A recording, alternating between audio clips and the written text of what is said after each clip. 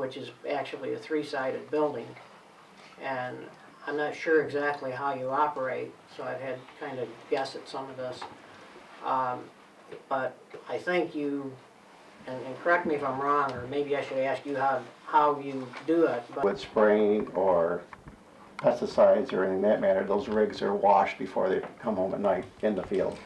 okay, so they're taken care of right at the Yeah. site. Okay, good. It's good practice. Yeah. Or certainly nothing that's going to have any environmental impact. A new building that just got finished, is there some way that we, because I know you can't have a fence, even though it's not technically a fence greater than 8 feet. Concerns about the drainage, concerns about the fertilizer either blowing off the site or draining off the site when it rains, things like that, you know, a couple of the people are residents that are just downwind of them.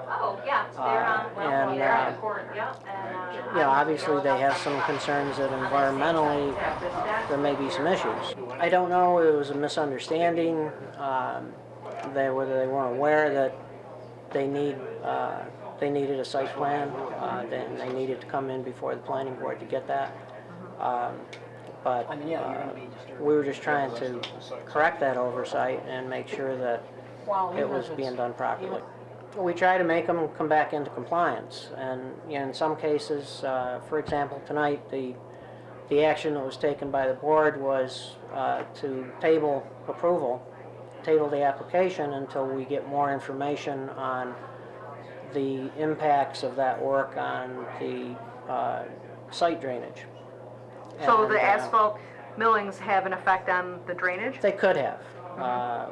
We really don't know that. We need to have them come in with an engineer, does the calculations, and look at the site before they did those improvements and then afterwards, and compare the flows and see whether it's the same or more or less.